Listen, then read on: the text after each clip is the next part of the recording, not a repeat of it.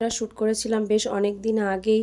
আমি এখন voice over করছি প্রায় 10 দিন মতো পরে। সকালের সমস্ত কাজকাম তো হয়ে গিয়েছিল, ব্রেকফাস্টও হয়ে গিয়েছিল। ইনায়ার পাপা খাওয়া দাওয়া করে দোকানেও চলে গিয়েছে, আমার ইনায়ার খাওয়ানোও হয়ে গিয়েছে। সকালের কাজকাম মোটামুটি ডান। এখন আমি আমার বেডটাকে একটু সুন্দর মতো গুছিয়ে নেব এবং ঘরটাকে আজকে একটু ক্লিন করব। এগুলোই নিয়ে থাকছে আমার আজকের ব্লগটা। আমি ইউটিউবে, ফেসবুকে একদমই নতুন। সবাই আমাকে একটু সাপোর্ট করবেন। ফেসবুক থেকে দেখলে আমাকে একটু ফলো করবেন, ইউটিউব থেকে দেখলে আমাকে একটু সাপোর্ট করবেন। আপনাদের সাপোর্ট ছাড়া কোনো দিনই আমি এগিয়ে যেতে পারবো না। বালিশগুলো গুছিয়েছিলাম, সেগুলোকে তার জায়গা মতো রেখে দিয়েছি। এবারে ঘরের আর যেসব এলোমেলো জামা কাপড় আছে সেগুলোকে একটু গুছিয়ে নেব। আগের একটা ভিডিওতে বলেছিলাম আমার শাশুড়ি মা অসুস্থ, ওই জন্য আমার একাই সব করতে হচ্ছে, ওই জন্য আমার একটু তাড়াই আছে। আমি একটু তাড়াতাড়ি করেই সমস্ত কাজগুলো সেরে নেওয়ার চেষ্টা করি। একটা ছোট্ট বেবি থাকলে কি পরিমাণে যে কাজ হয়, যার বাড়িতে বেবি আছে সেই বুঝতে পারবে। মানে আমি একটা জিনিস গুছিয়ে রাখি, আমার ইনায় আবার সেটাকে এলো করে দেয়। খেলনা গুছিয়ে রাখি, আবার সেটা এলোমেলো করে দেয়। এইভাবে গোছাতে করতে আরও বাড়তি কাজ পড়ে যায়। আমার ইনায়ার কিছু জামা কাপড় ছিল, সেগুলোকে একটু গুছিয়ে নিচ্ছি। গোছানো আছে, একটু জায়গার জিনিস জায়গায় সাইজ করে রাখছি। ঘরের যে ফার্নিচার আছে সেগুলোকেই আজকে একটু ক্লিন করব।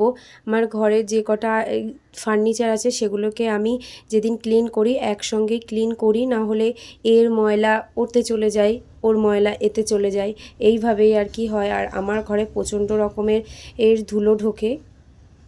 ওই সাইডটা তো মোছা হয়ে গিয়েছে। এবারে আমি এই সাইডে আমার ড্রেসিং টেবিলটাকেও একটু সুন্দর করে মুছে নিচ্ছি। এই ড্রেসিং টেবিলটা আমার খুব শখের ড্রেসিং টেবিল। এটা আমার আব্বু আমাকে দিয়েছিল।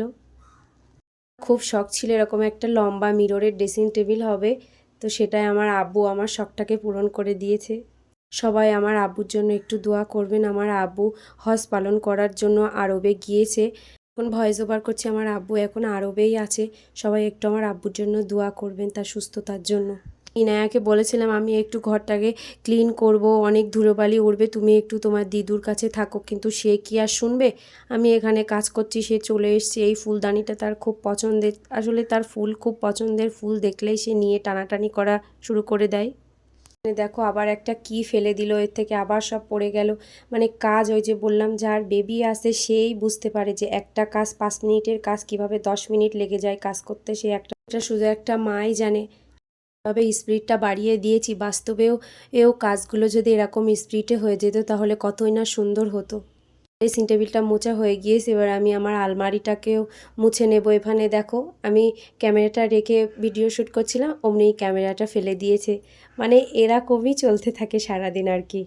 সব কিছু সুন্দর মতো করে ক্লিন করে নিয়েছি। এবার ঘরটাকে একটু ঝাড়ু দিয়ে নেব। আমি ইনায়াকে ওর দিদুর কাছে পাঠিয়ে দিয়েছি। আমি এবারে একটু তাড়াতাড়ি করে কাজগুলোকে সেরে নেব। আমাকে আবার রান্না করতে হবে। যেহেতু হাউসওয়াইফ, আমার বাইরের কোনো কাজ নেই, সংসারের মধ্যেই আমার কাজ সীমাবদ্ধ। ওই জন্য সংসারের সমস্ত কাজ করতে করতে আমার দিন পার হয়ে যায়। আর এটাকেই আমি ভালোবাসি, আমার কাজ করতে ভালো লাগে। তবে কিছু মানুষের ব্যবহার আমাকে খুবই কাঁদায়, খুবই কষ্ট দেয়।